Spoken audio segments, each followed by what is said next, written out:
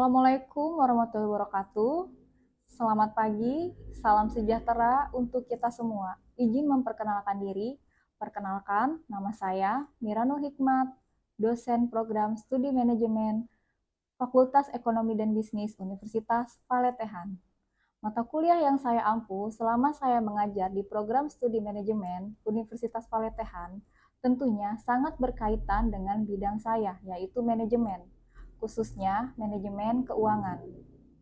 Beberapa mata kuliah yang pernah saya ampu selama mengajar di Fakultas Ekonomi dan Bisnis diantaranya yaitu yang pertama, manajemen keuangan 1, yang kedua, keuangan sektor publik, yang ketiga, bank dan lembaga keuangan lainnya, yang keempat, perekonomian Indonesia. Pada kesempatan ini, saya akan menjelaskan terkait pengajaran pada mata kuliah yang saya ampu di semester ini, yaitu Manajemen Keuangan 1, dengan menggunakan metode DIA, yaitu Delivery, Interaction, and Assessment. Sebelum menjelaskan lebih lanjut tentang mata kuliah Manajemen Keuangan 1, saya akan menjelaskan terkait deskripsi singkat mata kuliah Manajemen Keuangan 1.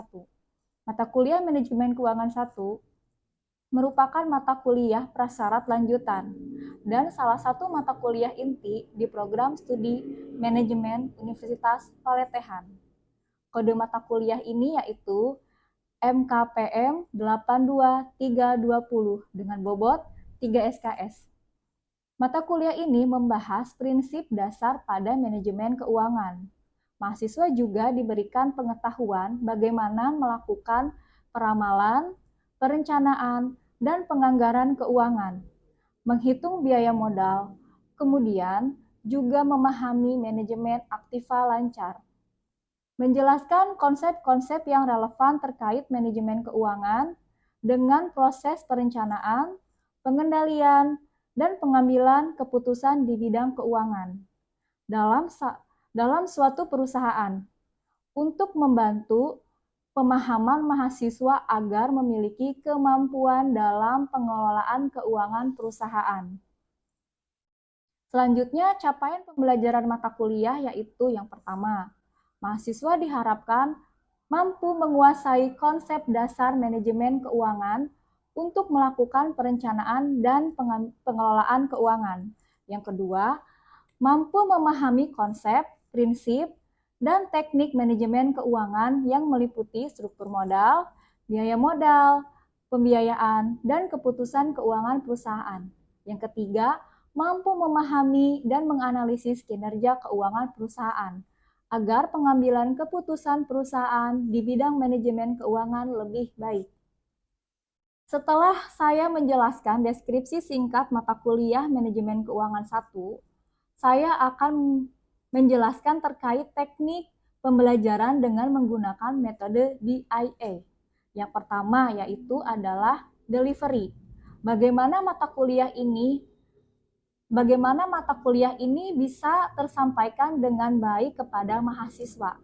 Materi yang saya sampaikan menggunakan PowerPoint dengan metode lainnya, yaitu Zoom Meeting, Google Classroom, UEFREN, SIAKAD, dan video pembelajaran. Beberapa buku yang saya gunakan sebagai bahan referensi saya mengajar diantaranya Dasar-dasar Manajemen Keuangan karangan Brigham and Huston, Pengantar Keuangan Manajemen dan Analisis Laporan Keuangan karangan Kashmir, dan ada juga buku yang saya tulis bersama tim yaitu Analisis Laporan Keuangan. Setelah penyampaian materi selesai, biasanya saya akan melakukan sesi tanya jawab dengan mahasiswa, menanyakan kembali apakah dari materi yang saya sampaikan ada pertanyaan atau tidak. Yang kedua, yaitu interaction. Interaksi dengan mahasiswa yang saya lakukan yaitu dengan beberapa media, diantaranya menggunakan Zoom Meeting, WhatsApp, Telegram, dan UEFREN, serta SIAKAD. Interaksi ini menggunakan beberapa media tersebut juga bisa dilakukan secara aktif di luar jam pembelajaran jika ada mahasiswa yang membutuhkan diskusi. Dan yang terakhir yaitu assessment. Dalam proses ini, saya lakukan untuk melakukan penilaian dan evaluasi terhadap mahasiswa. Pada saat pertemuan awal, saya akan menjelaskan metode penilaian untuk mata kuliah ini, yaitu yang pertama kehadiran sebanyak 10%, yang kedua tugas dan kuis sebanyak 10%, yang ketiga UTS sebanyak 35%, dan UAS sebanyak 45%. Saya selalu menyampaikan bahwa mahasiswa yang aktif akan mendapatkan reward berupa nilai tambah, yaitu mahasiswa yang selalu aktif bertanya dan selalu menjawab pertanyaan, menyelesaikan tugas tepat waktu, disiplin, dan aktif, serta selalu datang tepat waktu. Sebaliknya, jika mahasiswa tidak aktif dan terlambat mengumpulkan tugas, maka ada punishment, yaitu pengurangan nilai. Hal itu saya lakukan untuk mendorong semua mahasiswa agar belajar bertanggung jawab dan disiplin. Selanjutnya, saya akan menampilkan cuplikan proses mengajar pada mata kuliah Manajemen Keuangan 1. Selamat menyaksikan. Terima kasih. Wassalamualaikum warahmatullahi wabarakatuh.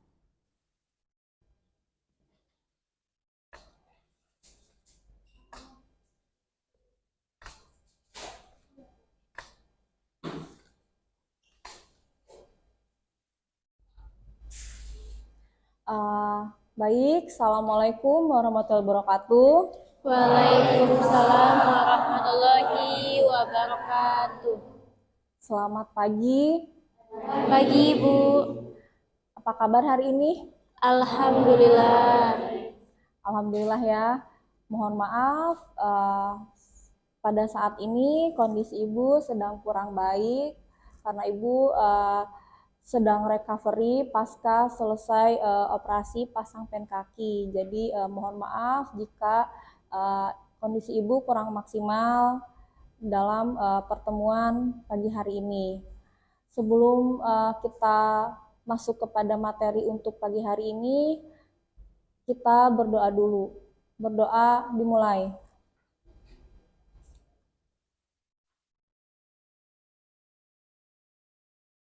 Baik, berdoa selesai.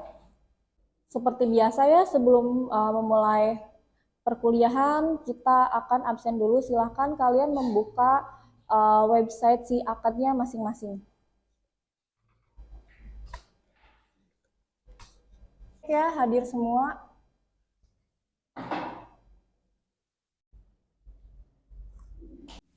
Baik ya, sebelum kita lanjut ke materi pertemuan minggu ini, kita mereview atau flashback dulu ke pertemuan minggu sebelumnya. Ada yang masih ingat nggak minggu sebelumnya kita membahas tentang apa? Konsep dasar manajemen keuangan. Konsep dasar manajemen keuangan. Konsep dasar manajemen keuangan itu apa sih? Ada yang masih ingat nggak? Saya izin jawab ya, Bu. Ya, silakan Nabila. Jadi konsep dasar manajemen keuangan itu adalah fungsi-fungsi perusahaan seperti kayak produksi, pemasaran, keuangan, dan juga SDM. Tapi ada juga yang menambahkan seperti statistik atau informasi. Yaitu fungsi-fungsi perusahaan yang terdiri dari fungsi apa tadi? Produksi, keuangan, SDM, dan ada juga yang menambahkan dengan statistik dan informasi. Tugas manajer keuangan itu apa sih? Ada yang tahu nggak? Ya. Jadi tugas itu adalah memaksimalkan, memaksimumkan kemakmuran pemegang saham melalui maksimisasi nilai perusahaan. Jadi yang seharusnya dicapai adalah bukan memaksimalkan profit, melainkan memaksimumkan kemakmuran pemegang saham. Pemegang saham atau kata lainnya investor. Jadi tugas manajer keuangan itu bukan untuk memaksimumkan profit. Profit itu kata lainnya apa? Tapi memaksimumkan kemakmuran pemegang saham atau investor. Itu adalah dari konsep dasar manajemen keuangan dan tujuan perusahaan atau tugas utama manajer keuangan.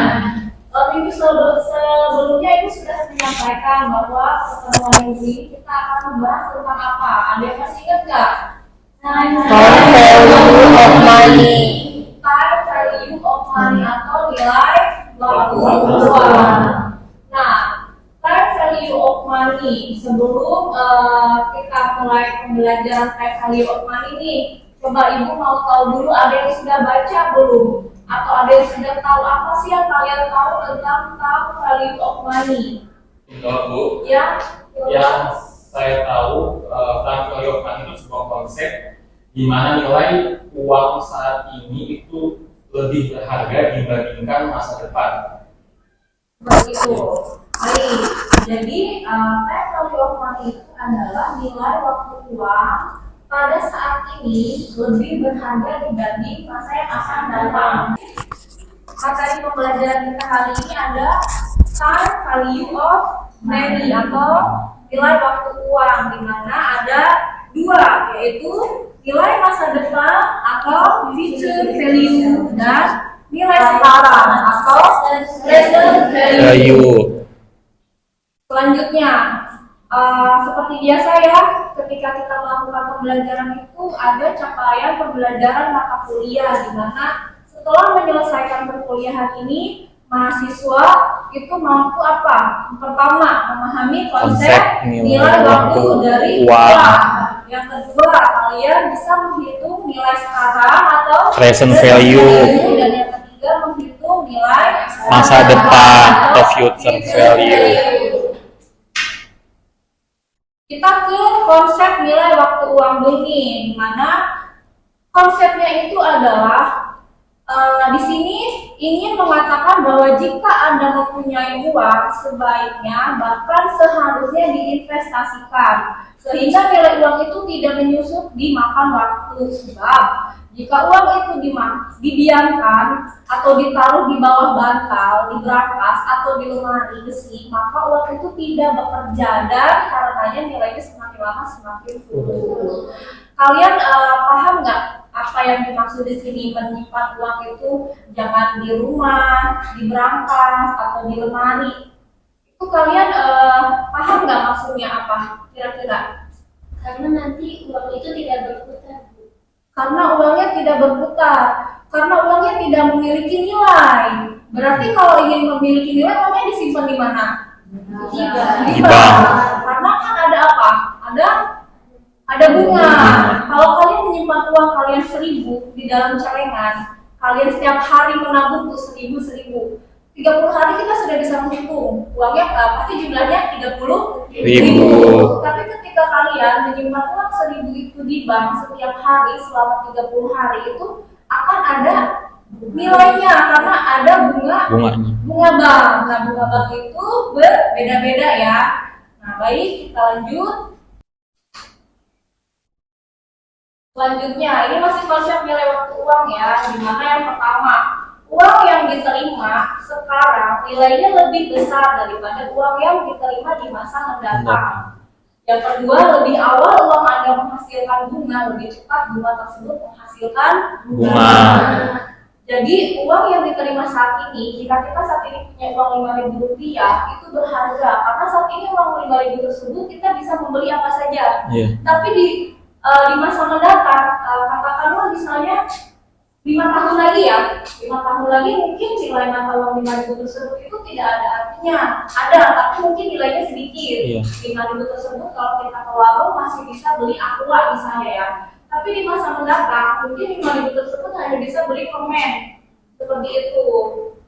Nah, di sini nilai uang saat ini atau hari ini akan berbeda dengan nilai uang 1 tahun yang lalu atau 1 tahun yang akan datang. Nah, di sini dikatakan seorang investor akan lebih senang menerima uang 1.000 hari ini daripada sejumlah uang yang sama setahun mendatang. Mengapa? Coba, mengapa kalau Jerman? Karena jika ia menerima uang hari ini, ia dapat menginvestasikan uang tersebut pada suatu tingkat keuntungan, sehingga setahun mendatang uangnya akan lebih besar daripada Rp1.000. Karena 1.000 saat ini itu nilainya berbeda dengan 1.000 di masa yang akan datang. Seperti itu, ketika dia menginvestasikan 1.000-nya di bank, itu akan bertambah berdasarkan bunga bunga bank tersebut. Lalu banknya berbeda-beda ya, ada 5%, 10%, 20%. Jadi tergantung berapa suku bunga yang sedang ada di sana, nanti 1.000 ini akan berlipat seperti itu. Tapi kalau misalnya 1.000-nya kita simpan di rumah, itu tidak akan ada bunga, tidak akan bertambah tidak nilainya. bertambah. Itu 1.000 ya 1.000 saja gitu ya. Baik, selanjutnya, nah di sini ada time preference, di mana ada preferensi waktu uang saat ini lebih berarti dari masa uang yang akan datang. Pemikiran tersebut secara ekonomi didasarkan atas alasan-alasan sebagai berikut ada tiga, yaitu alasan inflasi, alasan konsumsi, dan alasan resiko penyimpanan. Selanjutnya ya, nah ini faktor yang mempengaruhi nilai waktu uang ada tiga. Yang pertama, waktu penerimaan atau pembayaran aliran uang. Yang kedua, tingkat inflasi. Yang ketiga itu tingkat suku bunga. Inilah faktor yang mempengaruhi nilai waktu uang. Selanjutnya, untuk manfaatnya sendiri juga sama. Di sini ada 3 poin ya. Yang pertama itu apa? Itu harga saham dan obligasi. Saham dan obligasi ini adalah surat berharga ya. Dan yang kedua itu menghitung nilai investasi. Dan yang terakhir menghitung cicilan atau kreditnya.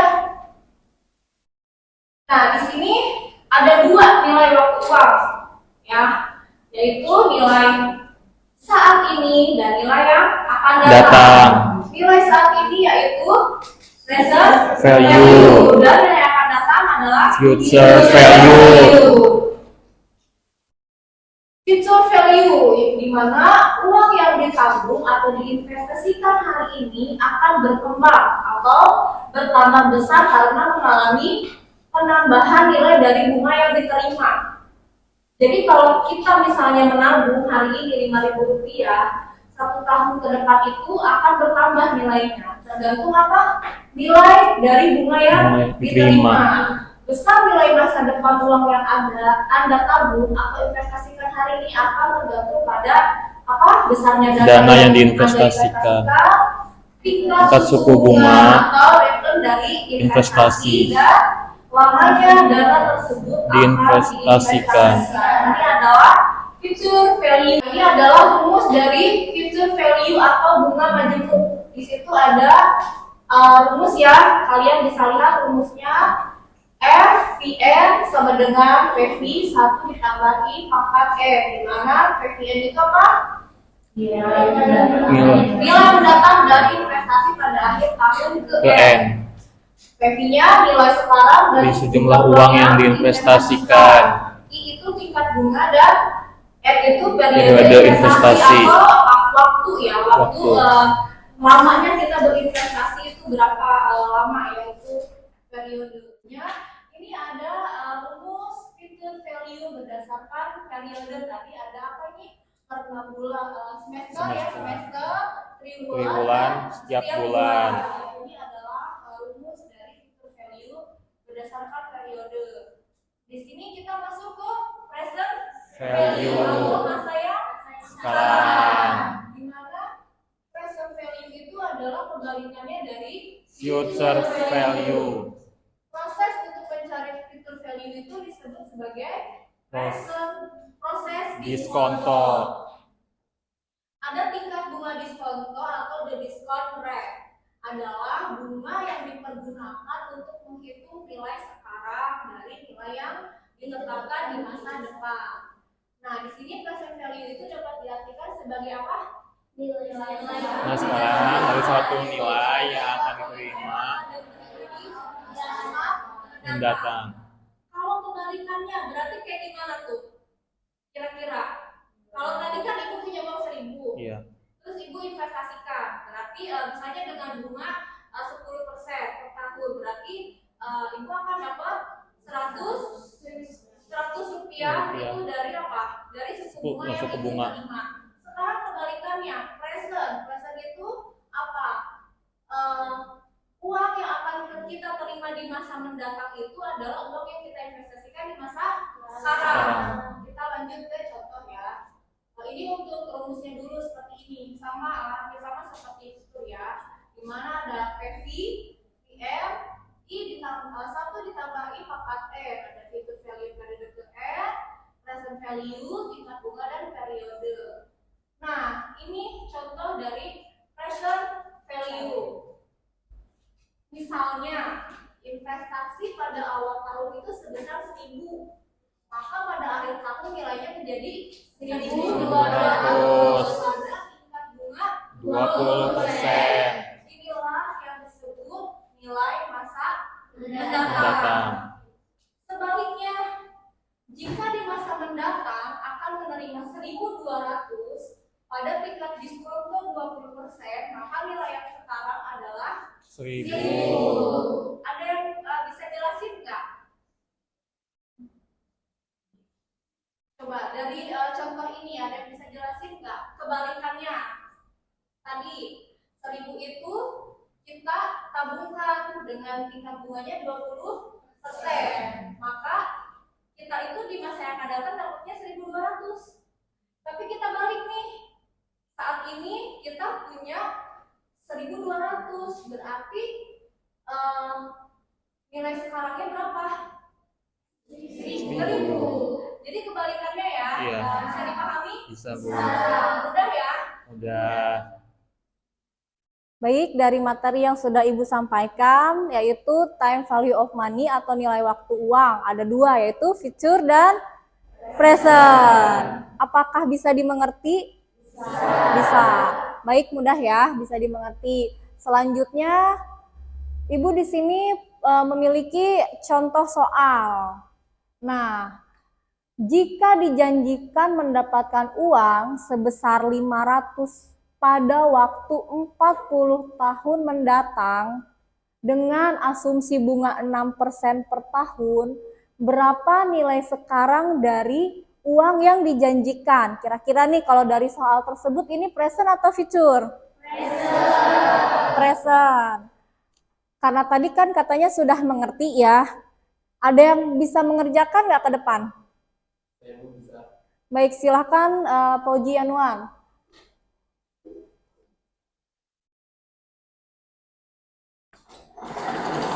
Ngadepnya jangan salah.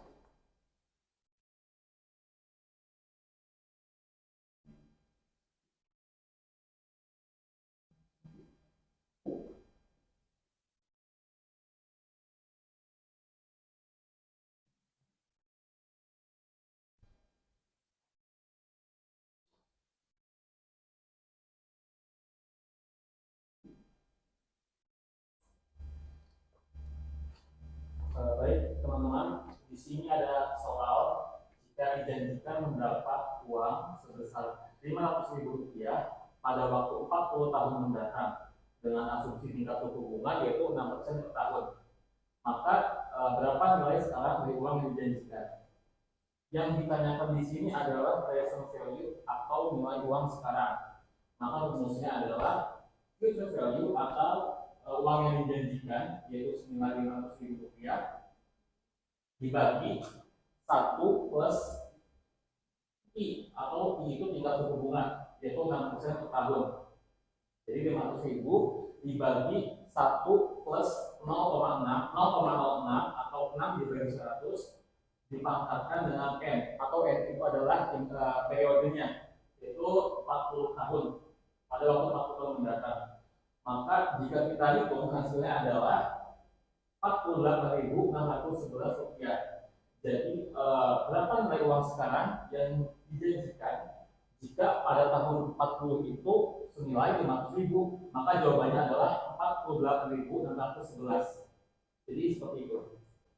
Baik, terima kasih Pauji Yanuar sudah menjawab contoh soal dari Ibu. Beri apresiasi untuk Pauji Yanuar.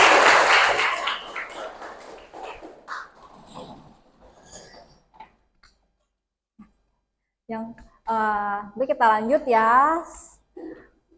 Yang sudah dikerjakan oleh Pauji Yanuar, di sini hasil yang didapatkan adalah nilai waktu saat ini ketika kita mendapatkan 500.000 40 tahun mendatang adalah 48,611. Selanjutnya yaitu kesimpulan dari time value of money atau nilai waktu uang adalah konsep yang menyatakan bahwa nilai uang sekarang akan lebih berharga daripada nilai uang masa yang akan datang, atau suatu konsep yang mengacu pada perbedaan nilai uang yang disebabkan karena perbedaan waktu. Konsep dari nilai uang terhadap waktu misalnya, uang dengan nominal 1.500 akan digunakan untuk membeli gorengan. Pada tahun sekarang, kita akan mendapatkan 3 buah gorengan. Berarti kalau 1.500 harga satunya berapa? 500-an. Jadi pada saat ini, waktu kita sekarang nih, kita punya uang 1.500, membeli gorengan, kita dapat 3 buah gorengan. Nah, akan tetapi pada tahun yang akan datang, pasti kita tidak akan mendapatkan 3 buah gorengan dengan harga yang sama.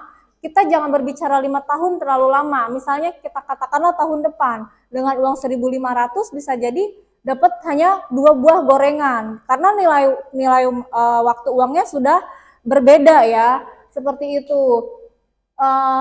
Ekuivalensi berarti semua cara pembayaran yang memiliki daya tarik yang sama bagi peminjam. Untuk menjelaskan konsep ekuivalensi, misalnya seseorang meminjam uang sebesar 1.000 dengan sepakat untuk mengembalikan dalam waktu 4 tahun dengan tingkat bunga 10% per tahun. Maka ketika dia mengembalikan selama waktu atau periode 4 tahun tersebut, si peminjam itu tidak akan mengembalikan utuh 4.000 lagi, tapi pasti 1.000, tapi pasti sudah ada tingkat bunganya ya, sudah bertambah menjadi berapa? Kalau misalnya dari 1.000 suku bunga 10% per tahun, coba ada yang tahu nggak berapa?